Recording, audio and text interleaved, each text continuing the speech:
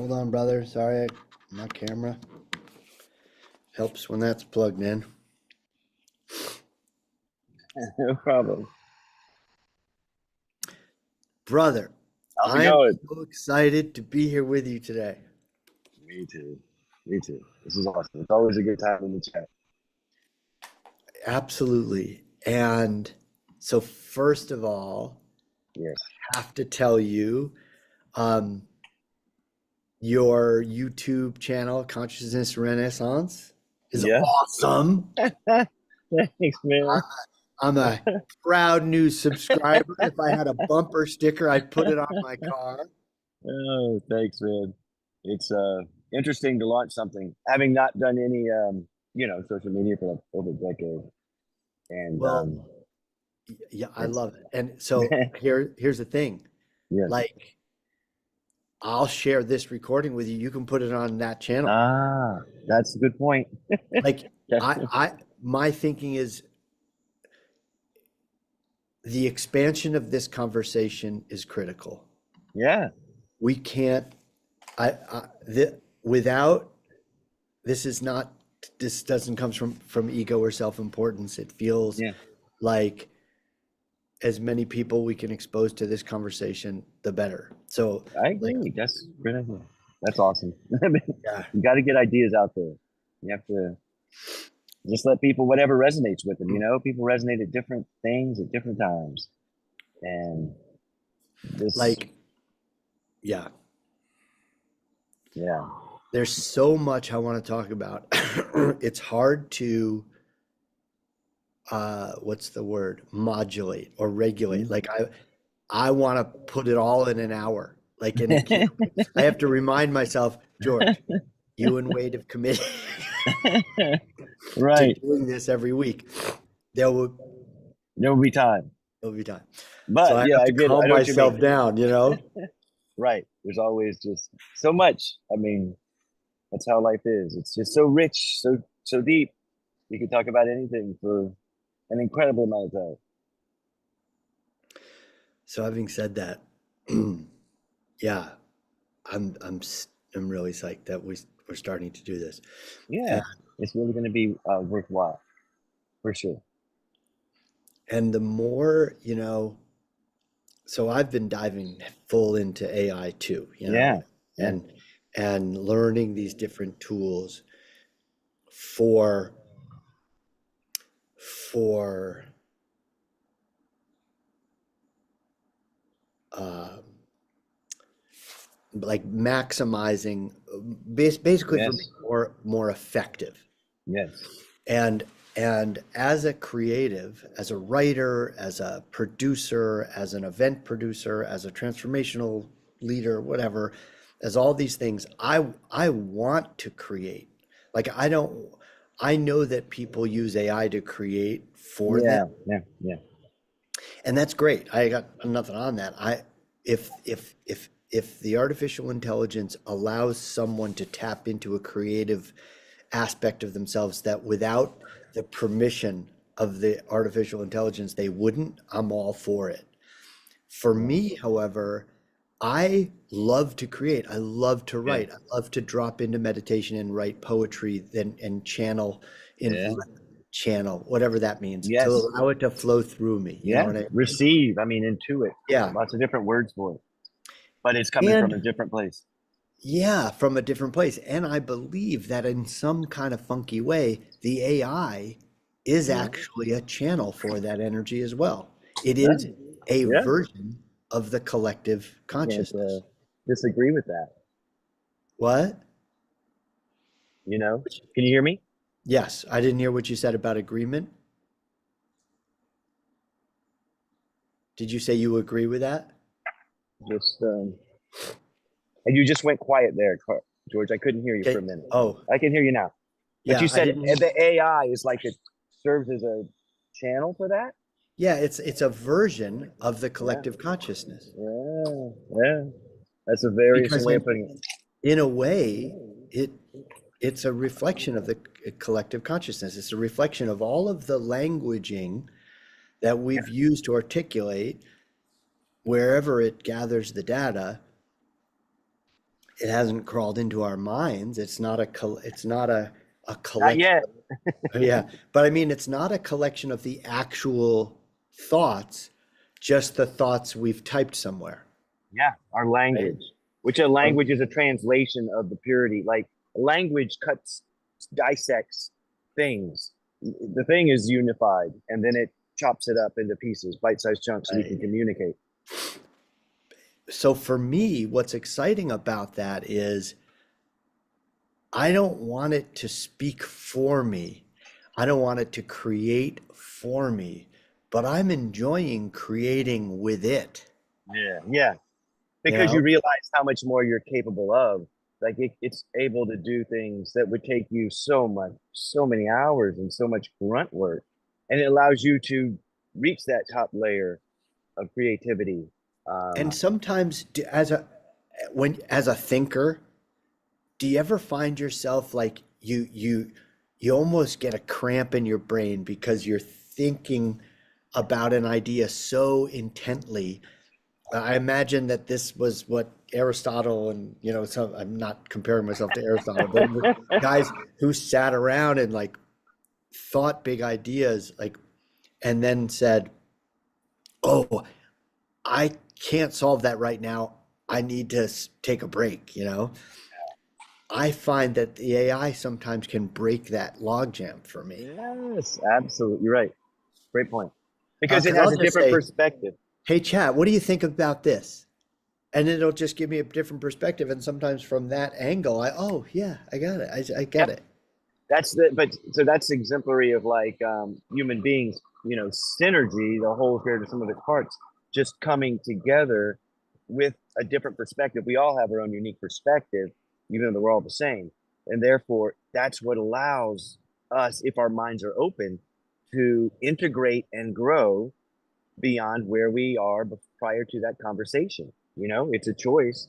And a lot of people are closed and refuse to allow new information in. They just want this is how it is. This is what's up.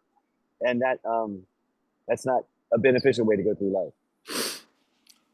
So, Wade Chumney, professor, scholar, thinker, brilliant transformational leader. Oh, Why thanks. That do sounds you nice. think, huh? I said, thanks. That sounds nice. Yeah, right. Why? I can't wait to introduce you on stage one day. Like, It would be awesome. It'll be fun, man. I can't wait either. I'm really excited about those moments.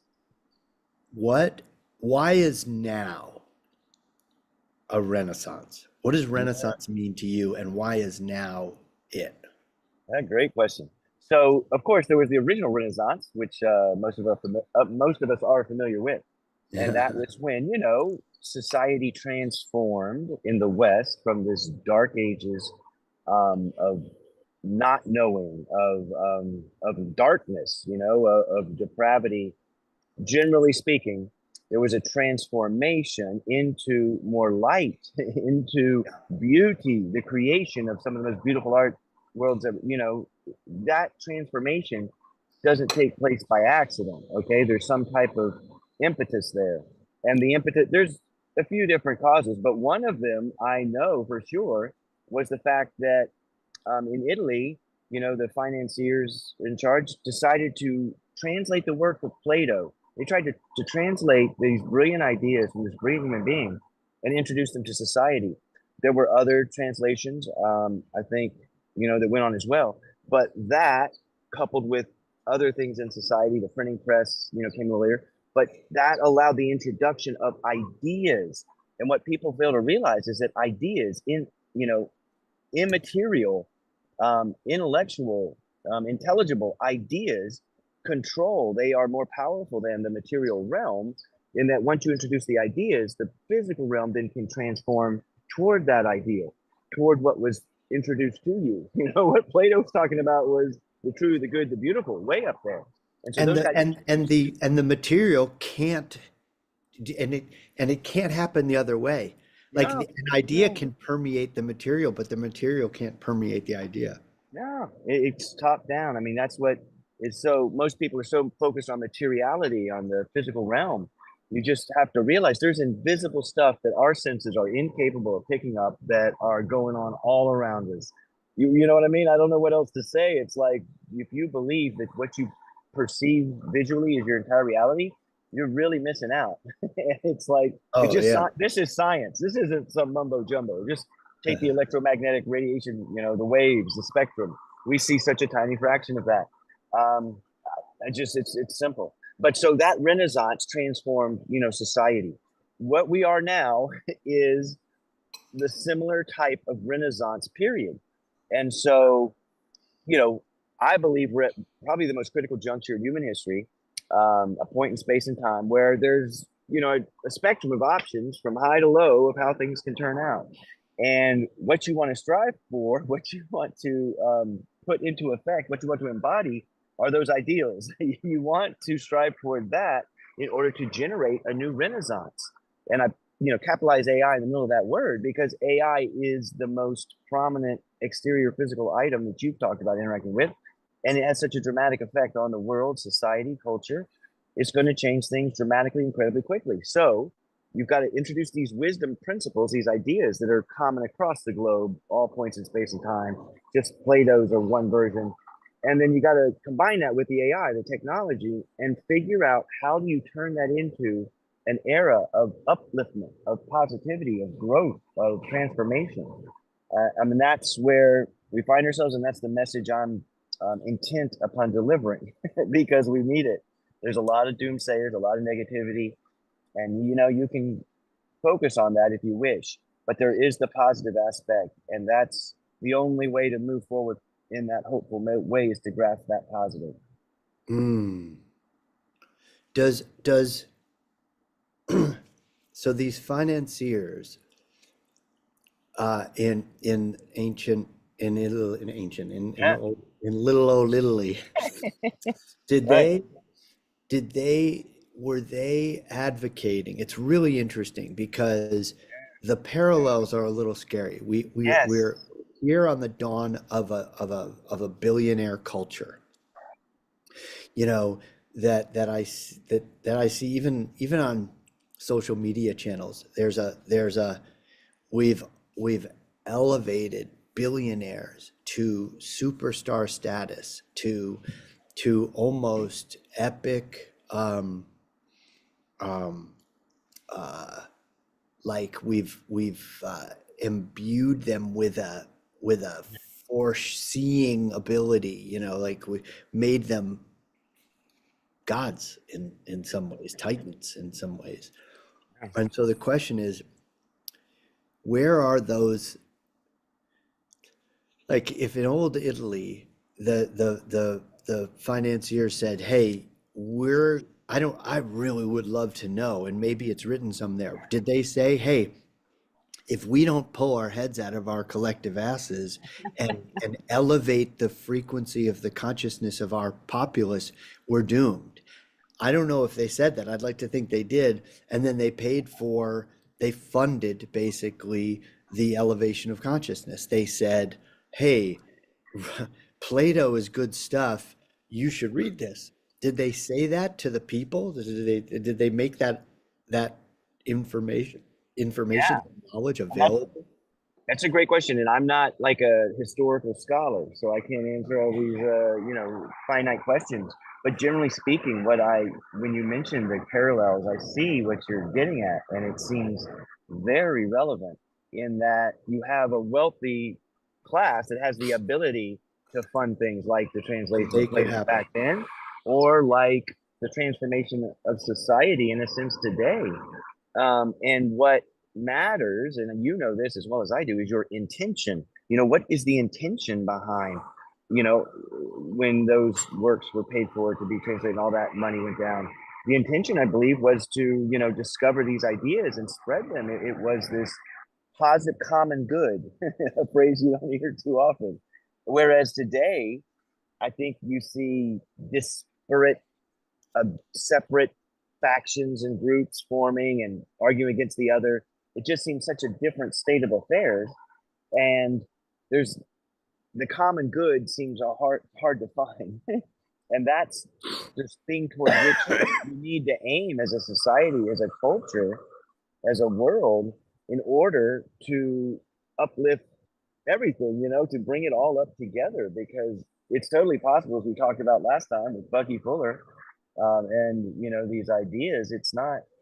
It's doable. It's just that it seems that those that are in power seem to put out messages that are not for the common good, that are for ripping things apart and separating for solely for economic gain. Truly, I mean, let's be honest. It seems like that's the primary motivation behind most people's actions in the world. In the Does it business. does it perplex you? Like, let's say if I'm a billionaire and I have access to tremendous amounts of resources, and because of my status as a billionaire, I also have access to other people who ordinarily wouldn't talk to me, but for my equal status, or who also have access to tremendous amounts of resources. It seems to me, if I'm in that state, if I'm in that at that level, it is absolutely in my interest not to necessarily, like, I get how the narrow view would be, I need to maintain the status quo so that I maintain this status. But it seems to me it's not a leap in consciousness to see, oh, if I actually elevate the status of the people who contributed to me being here, I lift me too. Like, I get self-interest. It's hard to judge self-interest. If I had $1 billion, I'd probably want to keep a lot of it too. You know what I mean? I would be like, well, I don't want to lose all this. I get that. And it does, what kind of boggles my mind, and this is, I guess, what I'm asking you, does it perplex you that there isn't a larger, broader, more vigorous conversation among the holders of all those resources to foment the desire to elevate everybody rather than separate? Because to me, that's just an explosion waiting to happen. Yeah. What are your thoughts on Yeah, that? I mean, I agree with, like, it doesn't seem like such a leap of consciousness, to use that phrase, to go there. But I can say that, in going back to Plato, he talks about, we have this gift of reason, this intelligence within us. And, don't you, you can aim that in two different directions. And that's just the whole key to having this elevated life experience and making the world a better place. You can focus it down, as most people do, toward the material physical realm, and try to accumulate and amass, what you want, or be recognized as a superior person because of what you can do in the business realm, or whatever the case may be. That's one option. And he knows there's lots of incredibly, or there's evil people that do that. Don't you know, incredibly intelligent, but evil people that do these things? He said, and the other option is to turn toward, these ideals, these transcendental truths of truth, goodness, and beauty, and strive toward the ideals for on yourself, like as a personal journey. How do I become more good, true, and beautiful in this path I'm on? And then how do I, and as you do that, you naturally want to share that, it gets reflected out into the world at large. And it's that focus of your attention and your intelligence as to where you choose to do it. And the deal is, of course, that society, it has a gravitational pull.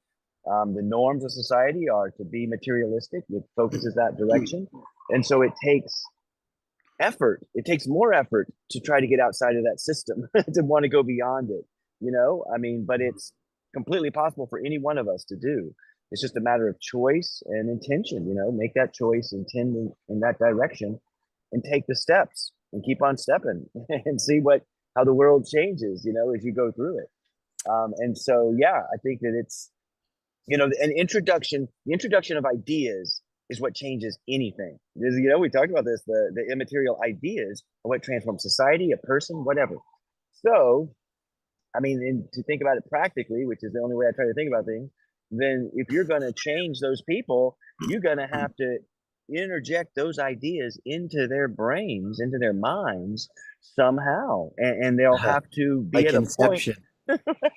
I don't know how, or a book, Right. whatever's on the spectrum, but have them to get them to really look at that and then reflect upon it and Yeah. consider that, and that, I don't know any other way to make it happen, because that the ideas are what transform the world. Indeed. Indeed. And did you ever read the book Hawking's? It's called Power versus Force. Yes, yes. So he talks about this idea that, states of being have a frequency, right? Emotions have a frequency. Candace Pert did some brilliant, groundbreaking, pioneering work around the opiate receptor and showed us the biochemistry of emotion and began the journey. And he talks about this. Hawkins in Power versus Force talks about this idea that our state of being, our states of being have a recordable, measurable frequency of vibration, and that depending on that and that vibration has um, a sphere of impact, right? It a broadcast range, if you will, and that if we maintain a vibrational frequency of gratitude, say, which is one of the most powerful, one of the most resonant frequencies, it travels the farthest and has the most impact. Love, gratitude, compassion; those are the sort of the Yeah. big juicy ones. That that that when you said this to this idea of inception of impacting someone's state of being through an idea, yeah, I thought of Hawkins and this power versus force idea that he talked about.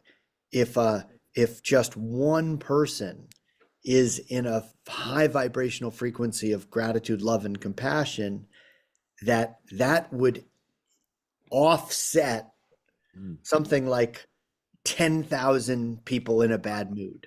You know? Wow. Yeah. Yeah. Yeah.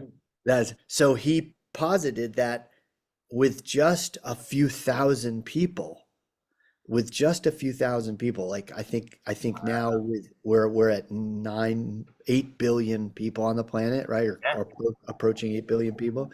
That with 8 billion people on the planet, it's funny the idea that someday, maybe 50 years from now, somebody might listen to this and say, 8 billion people, there were only 8 billion people on the planet at one time, Right. like, Right.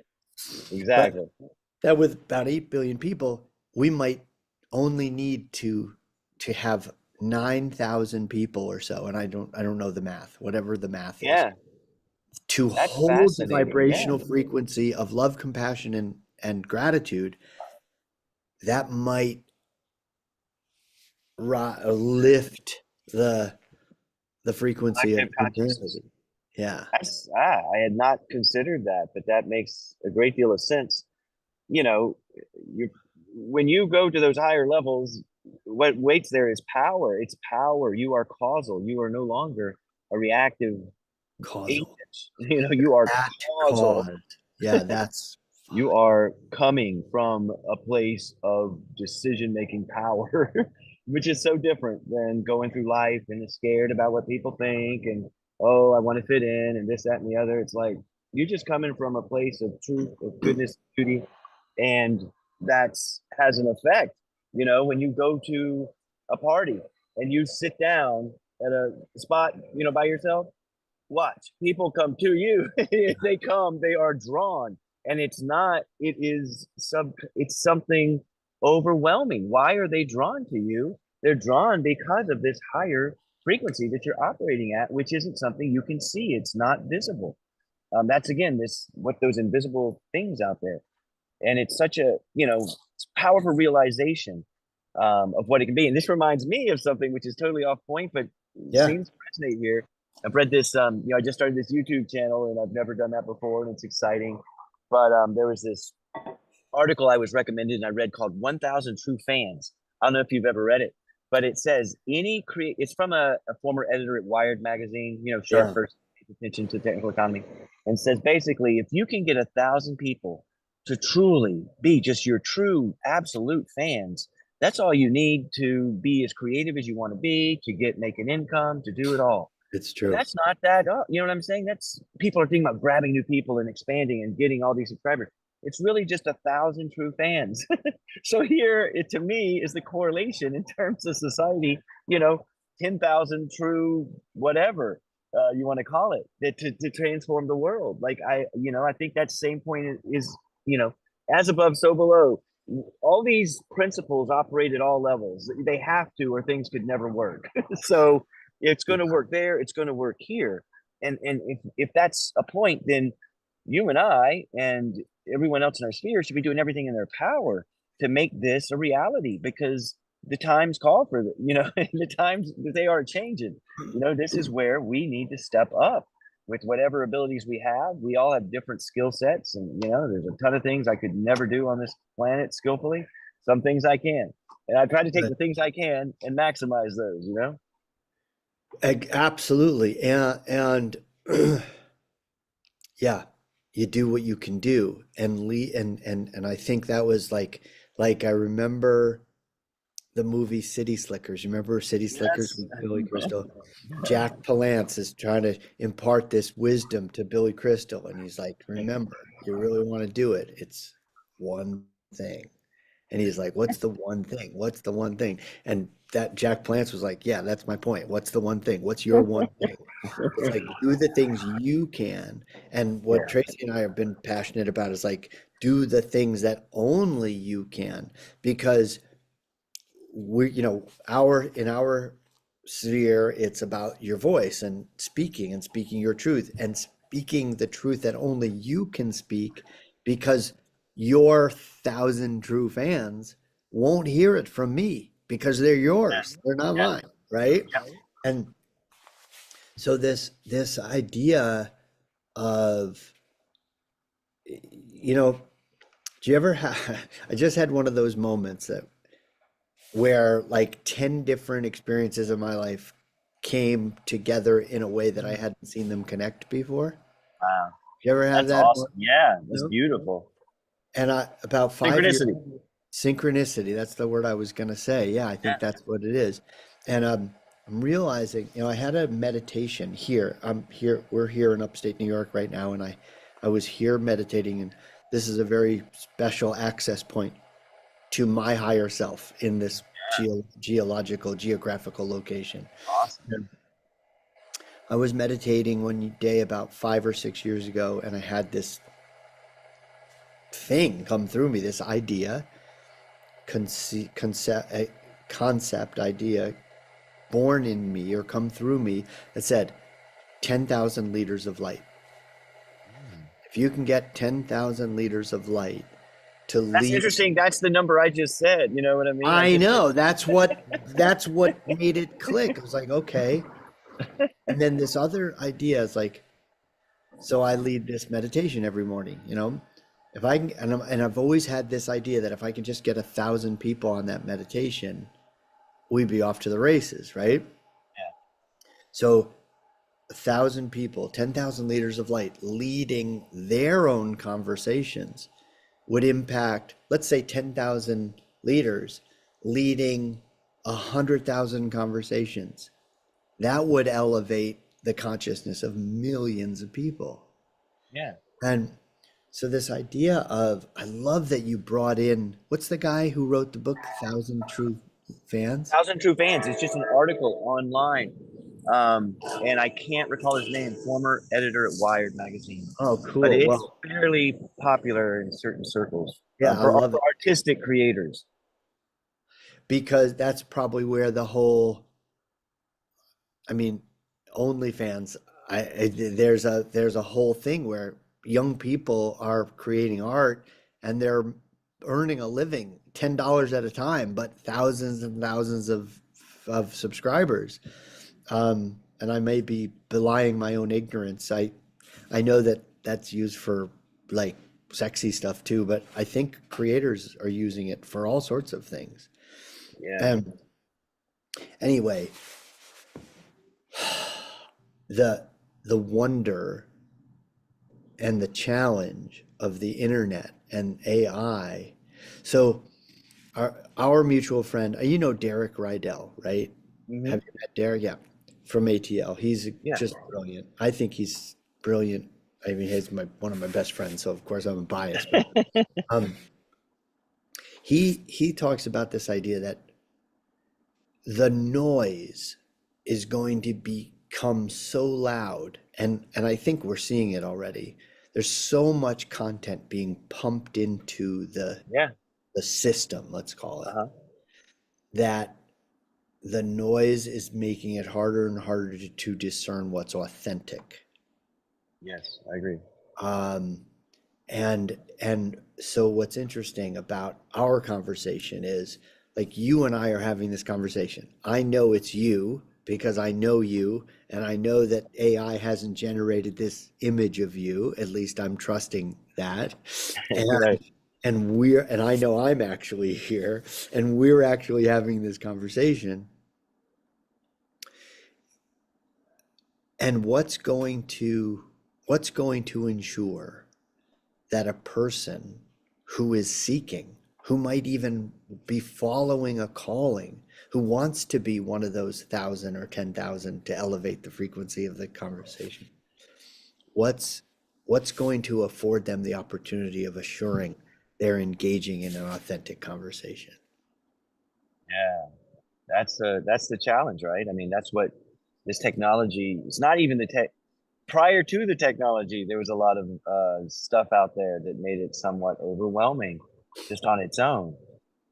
I mean, and now, people talk about the death of the internet and these things because they're saying that human creativity is just going to get exponentially washed out by the AI created stuff.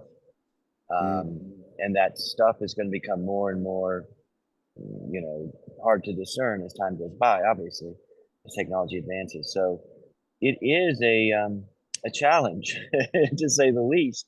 And I think what you would say, I mean, the only thing you can ever do is focus on yourself and think for yourself. The only thing you control are your own actions, your own thoughts, your own emotions. You control this stuff. You don't control anything else. So it would be like an individual choice to want to discern, the truth and want to uncover that and find it out rather than just be, sensory overload with all the wonders and beauty or lower level beauty stuff that can be shown at you in the social media sphere. And I think it goes back to personal choice and people trying to figure that out. And I think it's going to become more sought after. I think we talked about this last time, and that people want more of a human connection, and it's harder to find that. But when you do make that, then it's a stronger bond, and I think it would last, you know, to a much greater extent. mm, mm.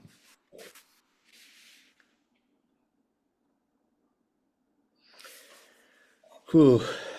Yeah, that piece right there is the one that kind of stops me in my tracks sometimes, and I think, how do we make sure the I think about that. I think about the Monet who sold one painting while he was alive, you know, and I think it was Monet, and nobody knew, and he had this beautiful vision. It didn't have to be the most beautiful vision in the world. It didn't have to be the, oh my God, the only one. He just had a beautiful vision. And where would a Monet fit today?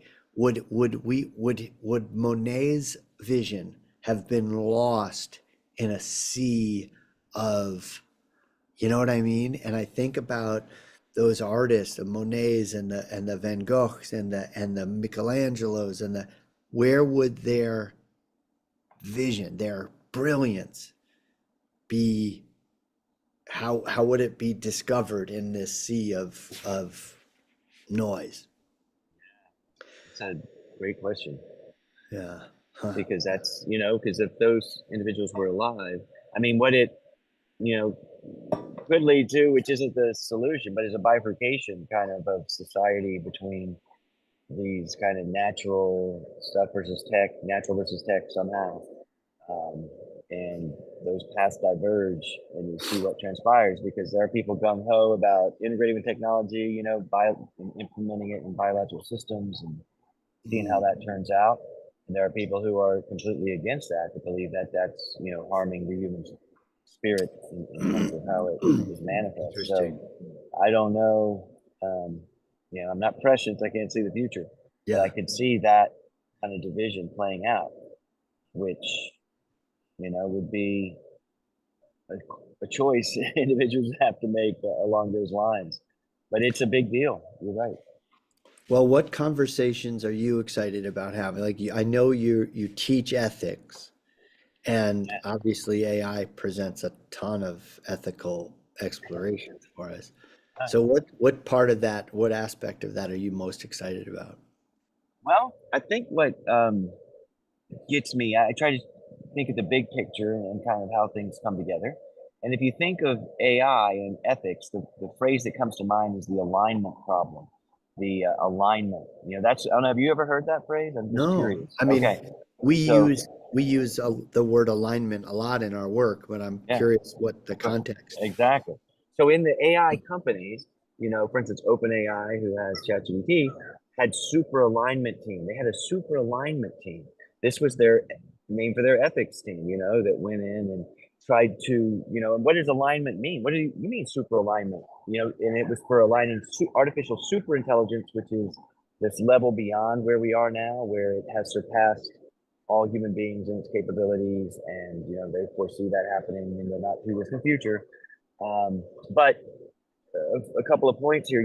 Alignment, super alignment. Other people talk about alignment of the AI issues, the AI problem. Alignment. What's the alignment with? And it turns out, if you dig deep enough and think about it, it's kind of the phrase that comes up most frequently is human values. Human values. Okay, the alignment of AI with human values. So to digress for a second, what OpenAI did, what Microsoft did, what Google did, what Meta did, many of these big players in the AI field, what did they do with their ethics teams? They've disbanded them. They have taken them apart, kicked them out, or their people have left because they're not being listened to. And this is across the board. Yeah. And I don't think it's common knowledge. But take OpenAI. If you follow just that company's last year and its defections, the people that have left, they're from the super alignment team. That's who's left. They don't have it anymore. They had to rebrand it and think of something else Because they've seen the organizations because they see stray. what's happening and they don't want to be a part of it. They actually have values they don't want to be impinged upon. And That's so, that's a little scary. yeah, exactly. It's not good. And that's the state of affairs. Meta disbanded their ethics team long ago. It's just that these companies, if it infringes upon their ability to make profit, just get it away, silence it so that I can keep making more profit, right? I mean, But that's the dominant mindset, and that's problematic. So when I think of alignment, in these, the biggest issue I see with ethics, generally speaking, and with these alignment issues with human values is that you could name 100 different values that would all be valid. Yeah, it makes sense to align with that. Honesty and, privacy. I could just name it, keep going on and on. sure. And then that's like, okay, but that doesn't help because it's not practical.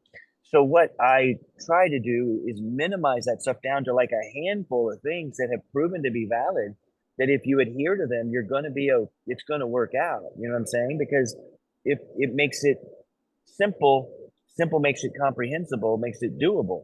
And so I just kind of harken back to looking at Plato's virtues, and those things have been supported by positive psychology. They've taken those same virtues and said that they're present around the globe. And that if you follow these, they have six, Plato originally had four. If you Mhm. put these six things into practice, they've got psychological studies demonstrating what it does for your life and how much better it makes you and how it makes the world a better Of place. course. Like, this is inarguable. Yeah. So take those same six, they call them character strengths, Plato called them virtues. Take those six things and put them into practice. Like, use those as the framework because they're valid. They've been proven as such. And it's a comprehensible number. You know what I'm saying? It's something tangible that you can wrap your mind around. But it's just courage, moderation, justice, wisdom, transcendence, and humanity. Just 6 things. And if you drill down into them, there's a lot there, obviously. But those are 6 things you can, memorize 6 words and figure out how to put them into practice. That's why I developed, I wrote my book, Conscious Business Ethics, The Practical Guide to Wisdom. It's about how to embody these 6 virtues. How do you put them in your system of self and understand how they work? Yeah. So same thing, those same virtues, that character strengths that have worked since for 2,500 years ago, since Plato espoused them, they've been proven to work today. The last 50 years of positive psychology. They're real. They're immaterial, invisible things that govern That how have the an world impact. operates. Yeah. So those same things can be applied to AI. It's in this world, is of this world. And, I guess in terms of the best case scenario, my mind thinking it through is that AI, with their intelligence, figures out, looking at the corpus of human knowledge, that holy cow, this truly is the only way in which to interact with the context of the universe and have it be ideal for myself and for everyone else. And it's like, just these virtues, these ethics. And so AI is going to be more intelligent than us. Well, it's going to figure out what works and what doesn't. And I don't think, selfishness is not a higher level of being.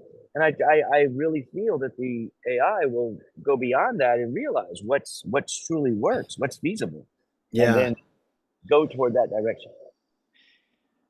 Yes, I believe that too. I hope that too.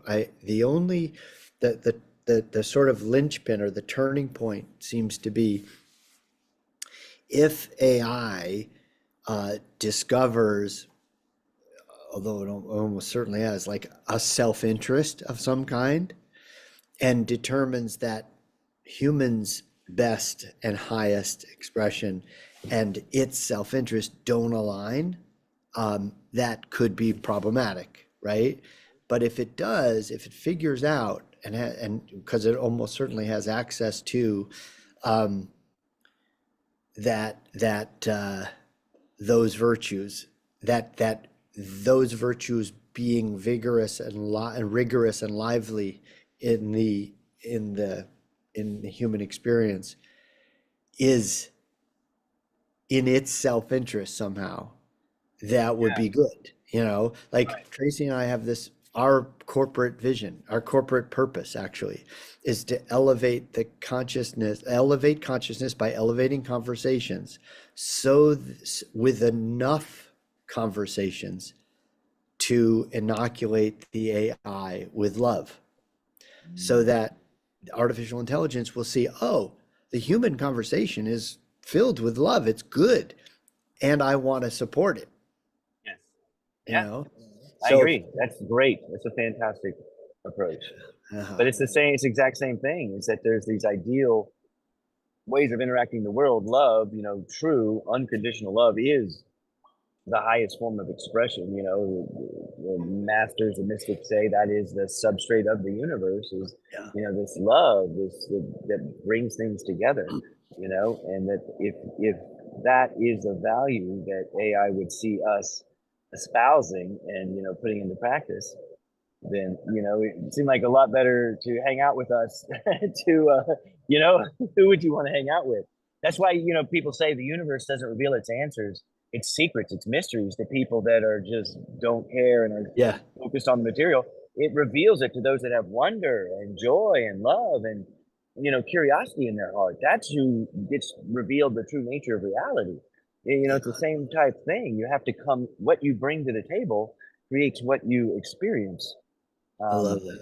from I that. love And that. I think that's important. And hopefully AIs, but self-interest is, yes, everyone develops a self-interest. That's what our ego is. It's our way of identifying ourselves so we can interact in the world. You kind of have to have it.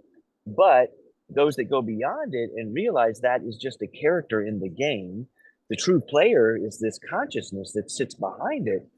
That's actually the same consciousness that's in you, that's in Right. whatever, that maybe eventually in AI, maybe in AI now. I don't know.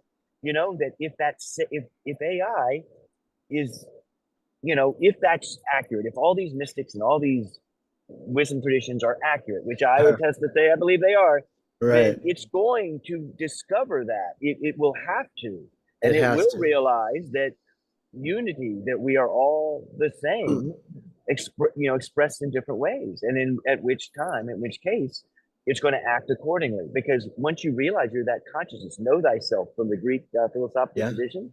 Once you realize that, you don't act the same way in the world. You it's true. realize I'm going to treat you the same way I treat myself. That's when the golden rule becomes second Absolutely. nature. Because Yeah, why wouldn't you treat yourself nicely? Why would yeah. I treat you nicely? So self-interest built up is kind of like a cancer, in that that's not how things work. Flow and things to go through society, it requires sharing, it They, requires cooperation. yes, and like self-interest might work. It's not sustainable. Like it might work in the short run, but it's Short, definitely not sustainable. yeah, And and this is what I love about the work, the work I've done and the work I've seen done with psychedelics, where this sense of oneness that one often experiences in a psychedelic experience gives one a visceral experience of this idea that you, let's say you and I are one, and without even expressing it, there's just a visceral systemic knowing of the idea that your well-being and my well-being are so inextricably linked that the golden rule, it's like there's no other rule, yeah, because I can't harm, if I harm you, I'm harming me. And yeah, even my ego knows that that's not good for me. So self-interest dissolves as a strategy, you yeah. know? Selfishly selfless is kind of what I call it. You're selfishly selfless because you realize that, and it takes a level of understanding and introduction of ideas that you receive, right? And so, what I've come to lately in talking with people is the realization is that the ideas exist. I can introduce, I can show ideas to people, but all that matters is that receptivity. So, how do you get through that? Humor is a way to get, if you do jokes, people crack for a second and they allow things in. So, I don't know if becoming a stand up comedian is the right way to introduce these ideas, maybe. But there's got to, you have to get through that armor that people put up. And you know what I'm talking about. You did the talk at ATL where people come in like this and then they open up. When you open up, is when the magic happens. It's when you're able to truly receive to the core level what's being delivered. And you, otherwise, it gets stopped at your mind or stopped at your heart because of past blockages or things like that. Uh, You got to clear all that out and be open. And that's the only way to truly transmit these ideas and have them be understood. And I don't know the solution for that. That would be amazing to figure that out, how everyone could really be open to receiving. Um, well, yeah. Well, hold on. I want to find that I have this idea that, because, oh, here we are. When you said people have to be open to it, whether it's a comedian. So uh, I feel like it's, I call them the epic muses. That there are different ways people will be open to the idea, whatever the idea is. yeah, Um, it's like it's funny you said stand up, because I think comedy always has been there. As yeah, long as there have been people that who have gathered, there's been a guy or a gal in who wanting to be in the front of the room making people laugh. yeah. And and there's definitely, we see this, that a, a comedian, a comic can influence the way society sees the world, sees itself. Yeah, George Carlin, Jerry Seinfeld, oh my God, there's just so many brilliant comics. yeah. So comedy, drama, we're touched by the human drama when it's reflected back to us in a particular way. It These are all ways of opening the mind to Yeah. These are what great. This is exactly what I was talking. How did you come up with this? sat in meditation. And because like when you called the virtues, Plato called them the virtues. I came up, I have these list of 12 epic virtues too, and we can talk about that another time. But the muses, I'll just read them quickly. Yeah, There's Actually, there's 12 of them too. There's Wow. there's intimacy, Yeah. discovery, science, self-inquiry, meditation, stuff like legacy. That was like the study of history, where we've been. I think we get a lot from Yeah. sport, competitive, interaction, culinary, eating. How many Yeah. great ideas are discussed over food, right? Comedy, drama, poetry, like the spoken word, Yeah. song, Yeah. art, painting, Yes. movement, Yeah. and music. Yeah. That's brilliant. Can you send me that? Yeah, That would be so absolutely. helpful.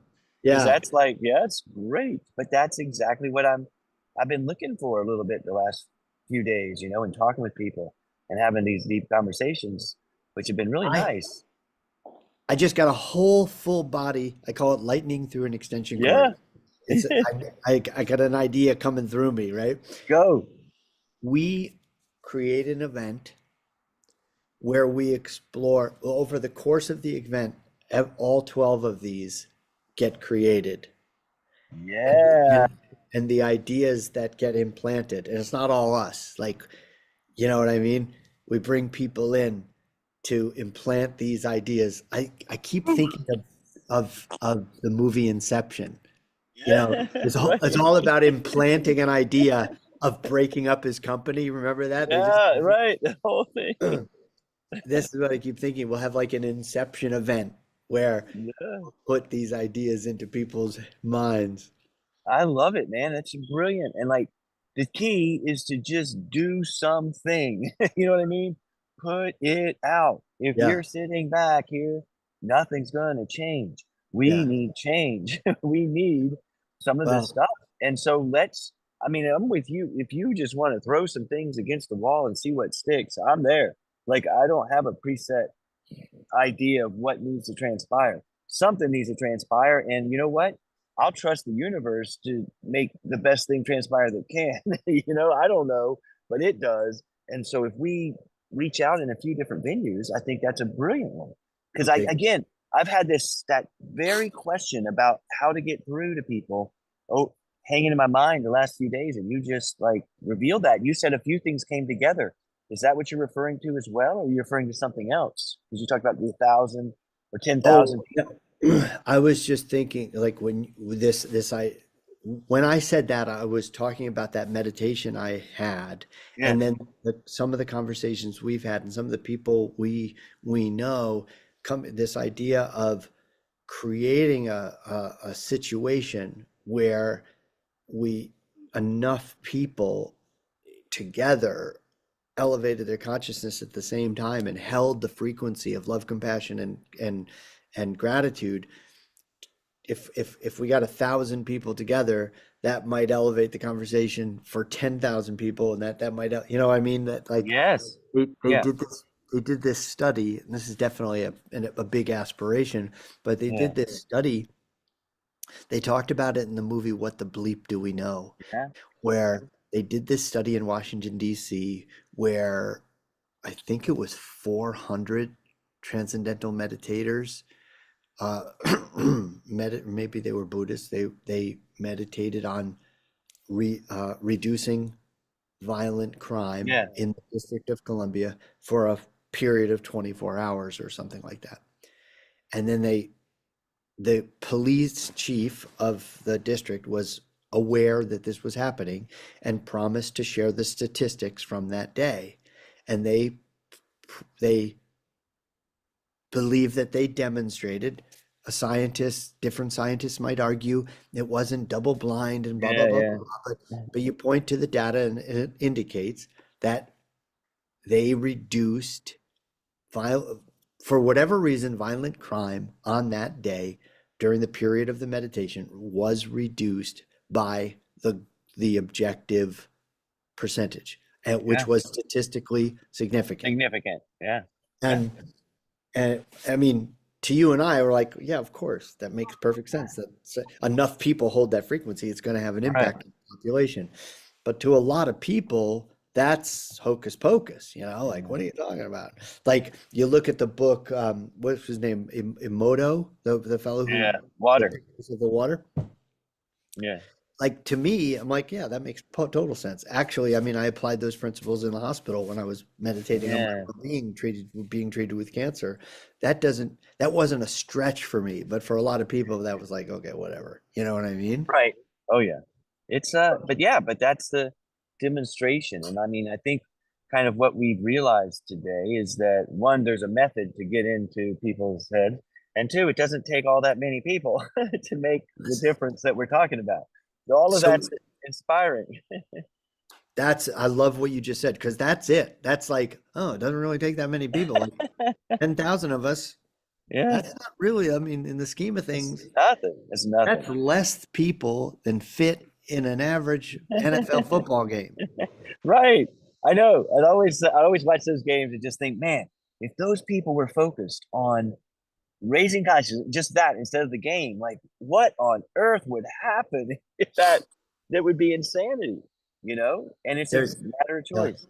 if I always thought like if you could record, that moment at an NFL football game in the United States when someone really special sings the national anthem and they Yeah. hit that one Yeah.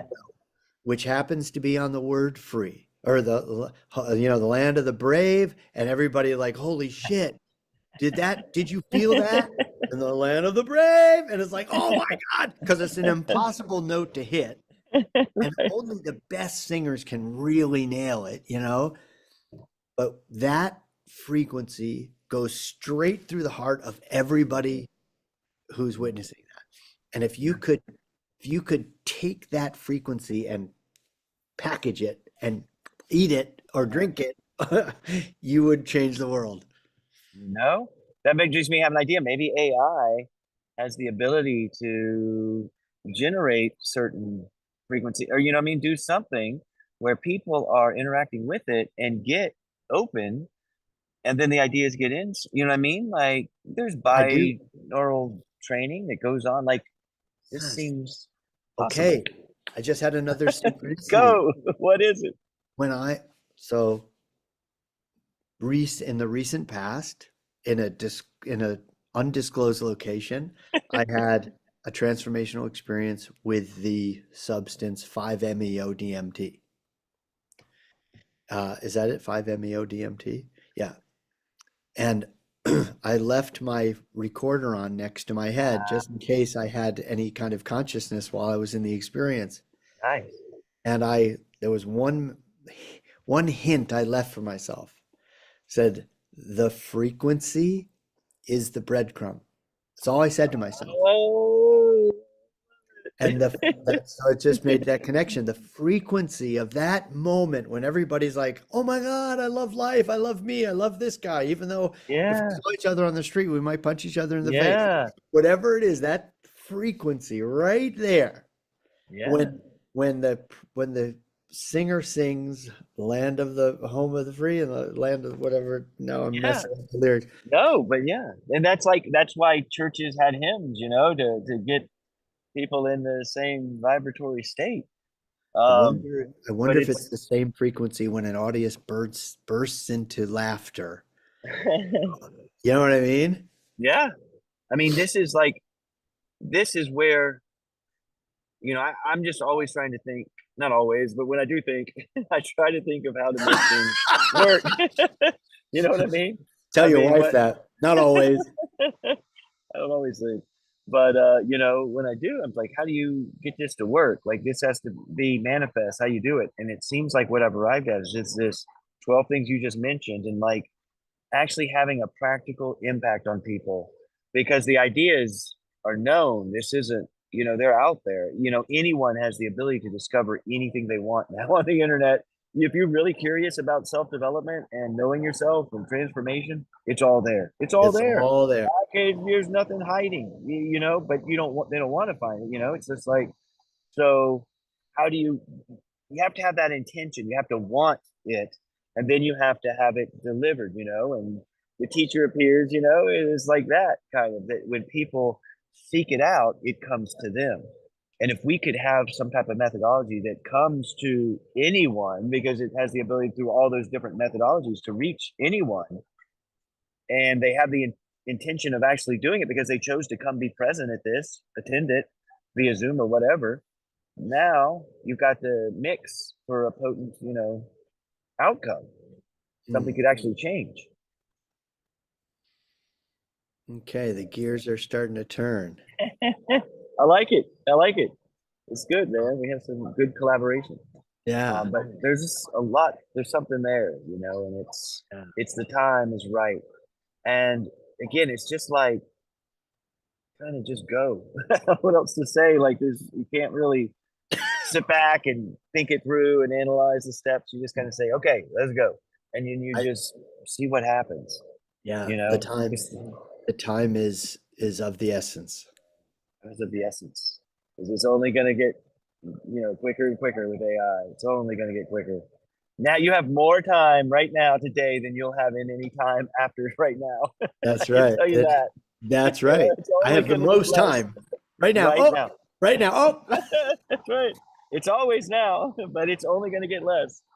So you you need to know, think about that. this is what I love about that we both share a law degree, that we both Yeah. share a law education.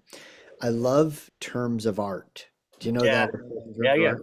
Absolutely. In the practice of law, we appreciate the terms of art. It saves so much time, you know? And I love that when I said time is of the essence, that has such a very precise meaning for us, you Yeah. know? And I love that it just that clicked like that. Yeah. Um, A lot of things are like that. so yeah, awesome. I love this conversation. I love that we're having this conversation, and we're gonna do it again next week. Absolutely. It's on like Donkey Kong. Just can you email me both of our conversations so I can like Yeah, maybe I meant transpire? to after our last conversation, I had big designs to upload it and send you the link, and I got the flu, so Okay. I was off. Oh, sorry. But I'll catch that up and send them to you. Both of them would be really helpful to Yeah. try and do whatever I'm doing. And let's do some things together, okay? Let's start moving Yes. toward manifesting some stuff. Okay? Absolutely. Awesome. That's Yes. going to happen. All right, George. Much appreciated, my friend. Love you, brother. Take Always care, man. wonderful. Love you too, and see you in a week. Yes. Bye now.